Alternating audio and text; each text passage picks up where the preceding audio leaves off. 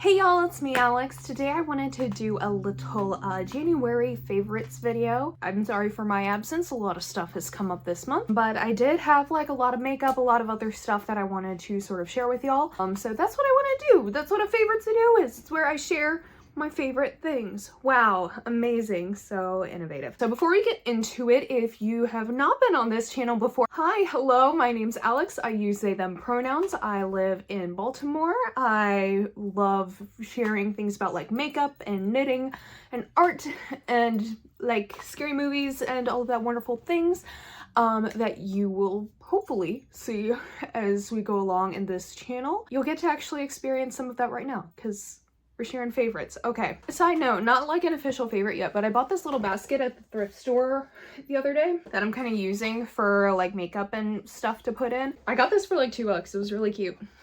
It's been doing me well. Okay, let's talk makeup. Firstly, face stuff. Y'all have seen me use this like 1.5 million times on this channel before. The e.l.f. Halo Glow Liquid Filter and e.l.f. Halo Glow Setting Powder. I absolutely love this as a combination of like base products for my face. I'm not one who likes particularly full coverage foundations. I feel like that doesn't work well for my skin type. I like something that's just a little bit glowy, looks like my skin, you know, things like that. This is in the shade 2, Fair/Light. I got this like last summer and I've been using it pretty much every day ever since. I'm also like not normally a big setting powder person, but this one I absolutely love. Because firstly, if I don't set my face when I use this, I get so shiny. Like this is with like a little bit of highlighter on my face. This is like the first time I've really worn highlighter in like months. You can tell like that this is most of my skin's natural glow with this in the setting powder. So if any more than this sort of highlighty jazz happened, if my skin got a little oily, well, it would be shine central. Not a great time, but this combination is great. I really like it because it doesn't like smudge too badly. It doesn't smear. I wear glasses during the day most of the time when I go to work and stuff, and it doesn't really like rub off around my nose area when I use this combination, and I really like that. I like when a foundation sort of product doesn't like get streaky, but instead just sort of like fades naturally, and I feel like that's what happens with this. It's a good situation. Okay, let's talk eyeshadow. I got two things. Firstly, I'll go with what's on my eyes right now. This is my Pan That palette of 2024. Just a little spoiler, beep boop. I have been loving this combination. It makes me feel like a pumpkin spice latte. I've been using Dawn and New Wave and Fudge with a little bit of Cube on the inner corner. I feel like that's a lovely little combination there, but honestly, this palette in general has been super nice. I'm gonna see how it goes, you know, throughout the year. Hopefully I'll keep up my steam with my Pan That palette. Yeah, this one's been pretty nice. I've been liking the looks that I've been getting out of it. I find that I just have to work with it a little bit differently instead of using, you know, like 6 or more shadows at a time, trying to get as many colors in as much as you can. I find it much better if you can just like do like 2-3 colors on an eye look, and that works much better. So that's what this is. And then a much newer acquisition, because like I haven't bought like eyeshadow for funsies in a while. I got this on the Black Friday sale. That is the Lime Crime Venus XL2 palette. I've been lusting after this for a hot minute, and I finally bit the bullet and got it because it was like half off. And it's so pretty. I haven't used all the shades in it yet, but like just, oh, it's so gorgeous.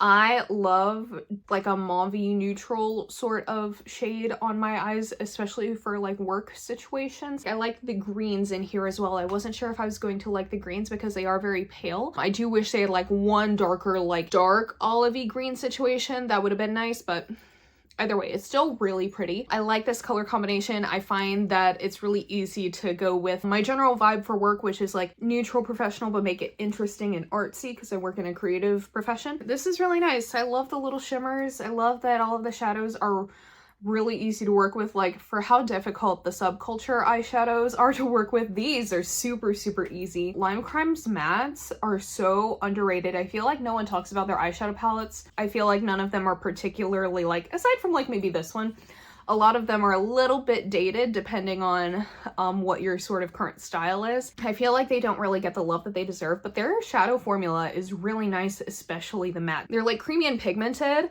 without it being like super hard to blend or anything like that, and I really like it.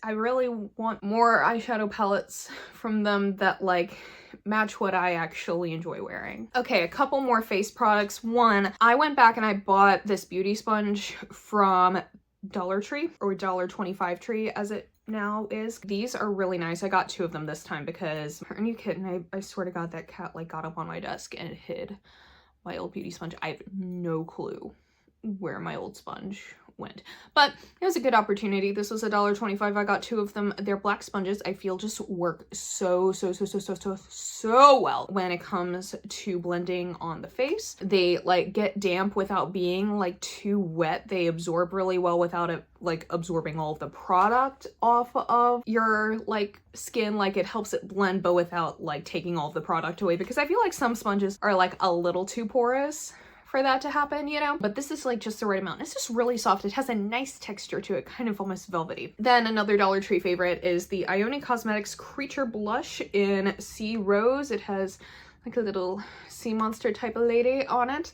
I'm wearing that today. I've also started placing my blush like a little bit higher, and I feel like that looks really nice too. So that's been lovely.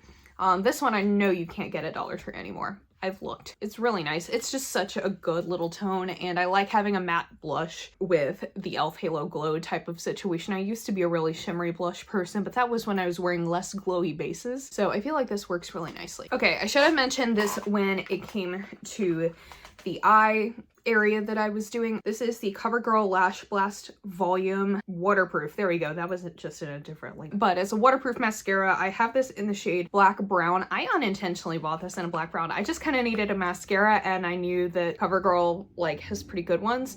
So I just bought it because this is what I wore like in high school. I didn't notice that it was waterproof. I didn't notice that it was black brown, but honestly, I've been loving the black brown mascara look with some of the eyeshadow looks that I've been doing. You know, it volumizes my lashes, does all of the right things, you know, all the things that they say in the commercials. It's really nice, but it provides like a softer look. Like there's still obviously like a lot of definition when it comes to my lashes. Like this is just me curling my lashes and then putting the mascara on. There's still a lot of definition there, but it's not like too intense. Yeah, and I like this a lot. Then I have 2 lip products that I've been loving. Let's start with the one that's on my lips right now, and that's Mum from Melt Cosmetics. This is honestly one of my favorite lipsticks like ever. This is just such a nice like orangey brownie tone, and I love the Melt lipstick formula. I know that a lot of other people really don't like it. I fully respect that. It is truly not for everyone. It is very matte, it's very crayon-y, but I personally really like that because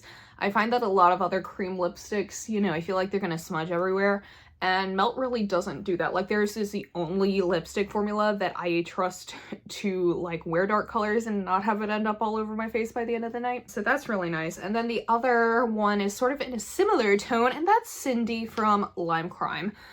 Their packaging is really cute, but it's also very like translucent and cloudy. So here's what that looks like. Oh my God. I'm the type of person who has like the same tone of lipstick in a million different formulas, but I promise you when this is on the lips, it's a little bit rosier and a little bit browner. It's not quite as warm toned as this one. I promise you it's different.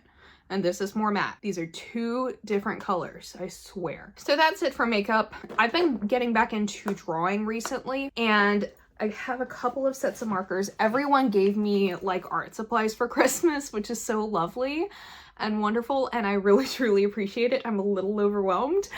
Let's talk about these markers. So I was influenced by the TikTok shop, and I got the Ohuhu Honolulu art markers. This is their like skin tone set. I'll show you just kind of like the top. I'm not gonna like take all of the markers out, but this is what they've got going on right here. I bought these a few months ago, and I've been using them nonstop.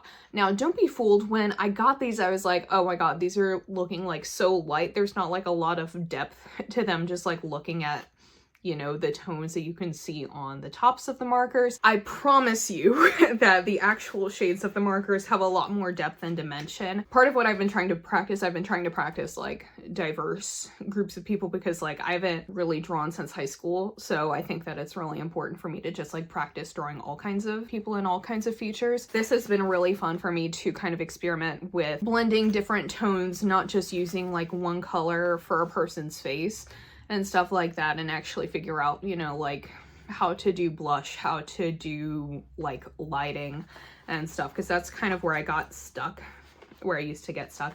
And so that's where I'm really trying to push past it. And then I did a little Secret Santa type of thing with some internet friends, and I got this Ohuhu marker set. And this is their 48 colors. This has like, this is more rainbowy, and this has also been very fun. All of these colors like blend really nicely together. They're not streaky because they're alcohol-based markers as opposed to like water-based markers, which is what I was like kind of used to up until this point. So I like how well things blend with that. I like being able to experiment a lot. If you want like a draw with me type of video, let me know. I'm not saying all of this to say like I'm good at art or anything like that, because I'm certainly not, but like, you know, it could be fun. I don't know. Let me know what you think. Part of me like getting back into drawing, I've kind of been like going back to my high school phase and watching a lot of anime, because Casey's cousin got us into Demon Slayer over Christmas, and oh my god, it's so good. We just started season 2 last night and I am kind of obsessed with it. I love the character design of just like everyone. That's been what I've been drawing a lot, is Demon Slayer characters, because I think that like all of the different features, especially of the demons that